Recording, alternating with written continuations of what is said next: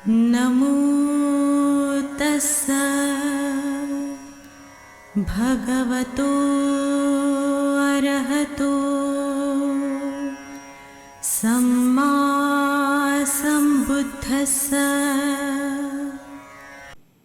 बुद्ध और उनका धम्म बाबा साहेब डॉक्टर अम्बेडकर द्वारा रचित कालजयी पुस्तकों के इस रचना संसार में आपका स्वागत है। आप जानते हैं कि इस समय हम लोग बाबा साहेब डॉक्टर अम्बेडकर द्वारा मूल रूप से अंग्रेजी में रचित ग्रंथ द बुद्ध एंड हिज धम्मा, इसका ये हिंदी अनुवाद आप तक पहुंचा रहे हैं।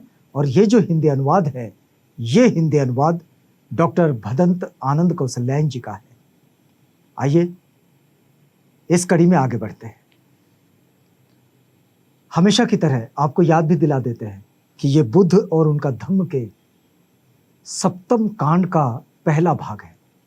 और इस भाग में बाबा साहेब जिस शीर्षक के साथ आगे बढ़े हैं, वो शीर्षक है निकटस्थ जनों की भेंट।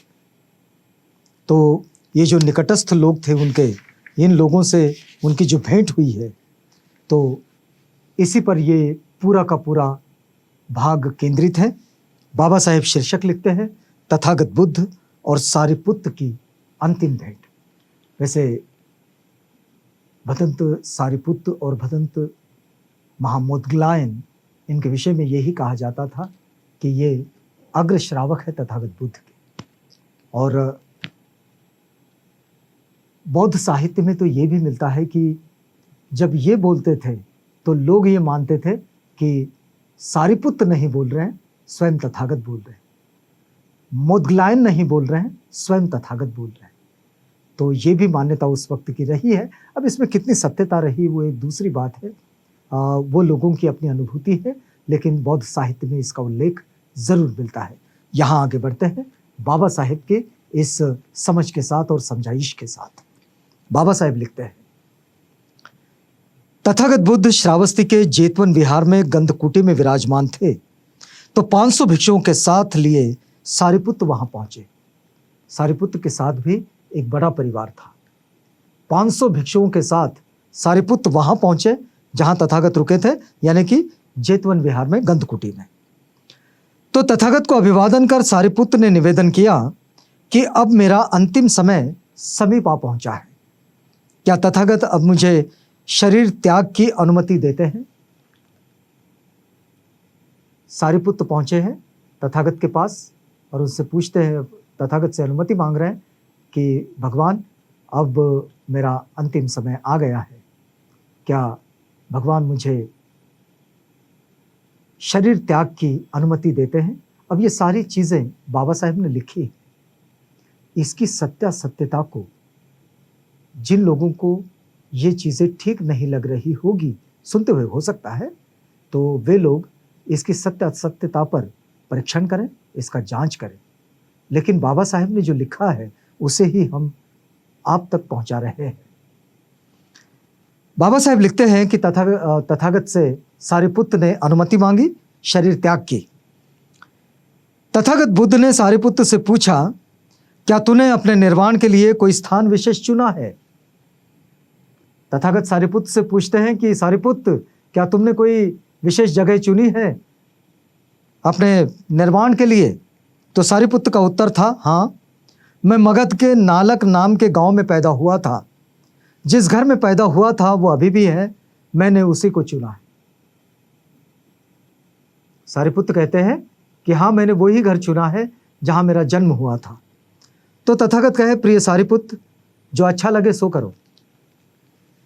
सारिपुत्त ने तथागत के चरणों पर सिर रखा और चरणों पर गिरकर बोले, मैंने 1000 कल्प तक, देखिए सारिपुत्त कहते हैं तथागत से, मैंने 1000 कल्प तक पारमिताओं का अभ्यास केवल एक ही इच्छा को लेकर किया, वो ये कि मुझे आपके चरणों की वंदना करने को मिले।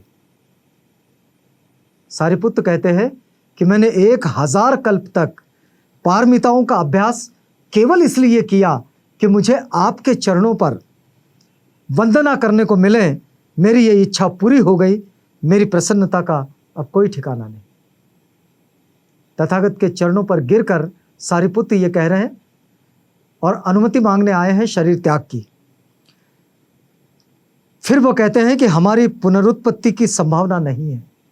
सारिपुत्र अरहत थे, उन्होंने निब्बाण को प्राप्त कर लिया था। तो वे कहते हैं कि हमारी पुनरुत्पत्ति की, पुनर्निर्माण की, पुनरुत्पन्न होने की कोई संभावना नहीं है, इसलिए यही हमारी अंतिम भेंट है। तथागत मेरे अपराधों को क्षमा करें। सारिपुत्र कहते हैं यह हमारी अंतिम भेंट है, तथागत मेरे अपराधों को क्षमा करें। ये जो विनयशीलता है, ये बौद्धों की जीवन शैली में है। जहां भी बौद्ध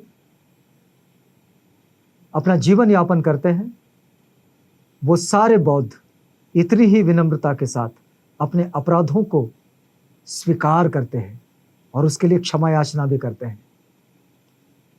बौद्धों में ये बड़ी विशिष्ट परंपरा रही है कि जो भी भिक्षु उनके सामने आ जाते हैं, तो चाहे गृहस्थ हो या फिर वो भिक्षु अगर उनके आचार्य हो, तो फिर ये जो शिष्य होते हैं या फिर गृहस्थ उपासक उपासिकाएं होते हैं, ये उनके चरणों में गिरकर कहने लगते हैं। देखिए यहीं से आता है ये सब। उनके चरणों पर गिरकर कहते हैं ओकास वंदामि भंते दारातेन मया कत्तं सब अपराधं खमतु ने भंते। यहां सारिपुत्र कह रहे हैं कि मेरे सारे अपराधों को आप क्षमा कर दें। बस अब ये हमारी अंतिम भेंट है। तथागत कहते हैं सारिपुत्र क्षमा करने के लिए कुछ है ही नहीं। तथागत कहते हैं सारिपुत्र क्षमा करने के लिए कुछ है ही नहीं। जब सारिपुत्र चलने लगे तो तथागत भी उनके प्रति गौरव प्रकट करने के लिए गंधकुटी से बाहर आए और बरामदे में खड़े हो गए। ऐसा बहुत कम होता है। तथागत शास्ता है, लेकिन सारिपुत्र जब चल पड़े अपने नालक गांव की ओर, उनका जो गांव था नालक, उसकी ओर जब वो चल पड़े तो तथागत भी कुटी से बाहर निकले और उस बरामदे तक आए जहां से उनको देखा जा सके, और सारिपुत्र आगे बढ़ने लगे। तब सारिपुत्र बोले, जब मुझे प्रथम बार दर्शन हुआ मैं अत्यधिक आनंदित हुआ। सारिपुत्र कहते हैं कि जब मुझे प्रथम बार तथागत के दर्शन हुए मैं अत्यधिक आनंदित हुआ। यह इस समय का दर्शन भी मेरे लिए अत्यंत आनंददायक है। मैंने जब पहली बार तथागत को देखा वो क्षण, और यहां जब मैं अंतिम बार तथागत को देख रहा हूं ये क्षण, ये दोनों मेरे लिए आनंददायक है, क्योंकि मैं जानता हूं यही अंतिम दर्शन है। अब इसके बाद तथागत का दर्शन नहीं। बिना पीठ पीछे किए सारिपुत्र हाथ जोड़े जोड़े वहां से विदा हुए। पीठ बिल्कुल नहीं घुमाए, उल्टे पांव चलते रहे तब तक जब तक तथागत की जब तक इनकी नजरों से तथागत ओझल न हो जाए, और वहां तक हाथ जोड़े बस जा रहे हैं। तब तथागत बुद्ध ने उपस्थित भिक्षु मंडली को कहा, तब तथागत ने भिक्षु मंडली से कहा, जो भिक्षु थे वहां पर, उनसे कहा अपने ज्येष्ठ भ्राता के पीछे पीछे जाओ।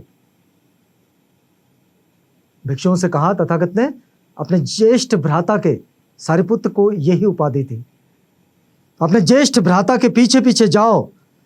उस बार और पहली बार भिक्षु संघ तथागत को छोड़कर सारिपुत्र के पीछे चल दिया। उस वक्त जब सारिपुत्र जा रहे थे तो तथागत को छोड़कर भिक्षु संघ उनके पीछे पीछे चल दिया। अपने गांव पहुंचकर सारिपुत्र ने ठीक उसी कोठरी में जिसमें उसने जन्म ग्रहण किया था परिनिर्वाण को प्राप्त किया। सारिपुत्र का दाह संस्कार किया गया। उनकी अस्थियां तथागत के पास लाई गई।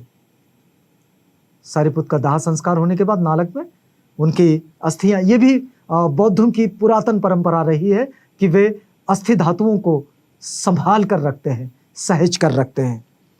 सारिपुत्र के फूल सामने आए तो तथागत कहने लगे, वह सबसे अधिक बुद्धिमान था। तथागत की स्वीकारोक्ति है और प्रशंसा है सारिपुत्र के प्रति। कहते हैं वह सबसे अधिक बुद्धिमान था, उसमें संग्रह वृत्ति का लेश मात्र भी नहीं था, कोई चीज संग्रहित रूप में नहीं रखता था।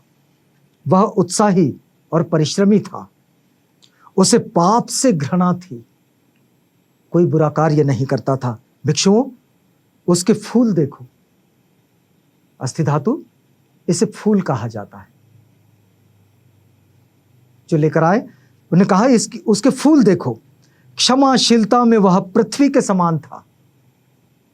पृथ्वी कभी किसी पर अन्याय नहीं करती, खोदने वाले पर भी नहीं और बगिया बनाने वाले पर भी नहीं, किसी पर क्रोध नहीं करती। उसने क्रोध को जीत लिया था, वह कभी किसी इच्छा के वशीभूत ना होता था, वह इंद्रिय जयी था।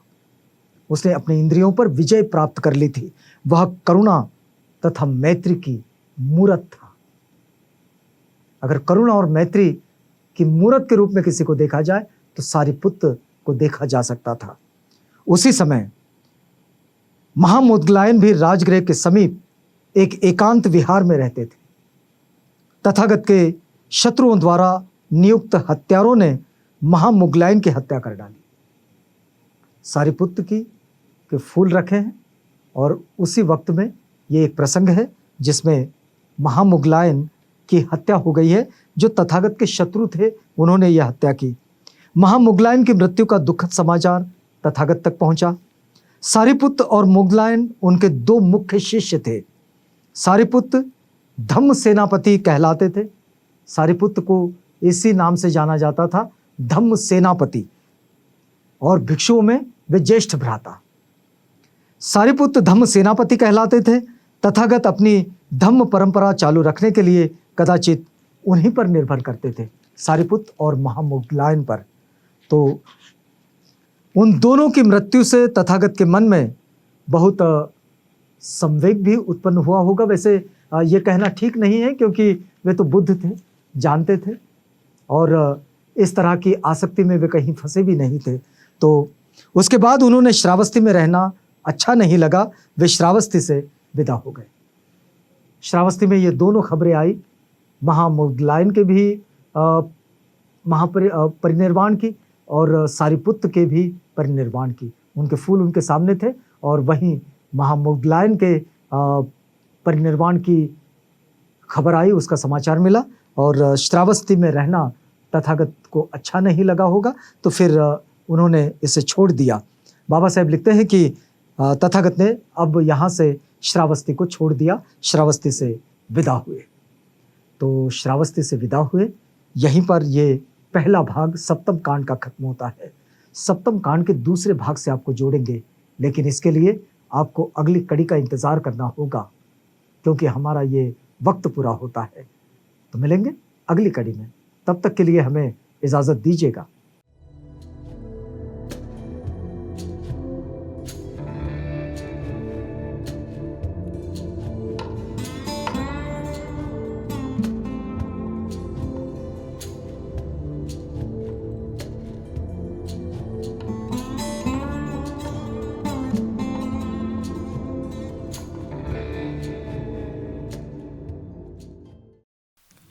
बुद्ध और उनका धम्म।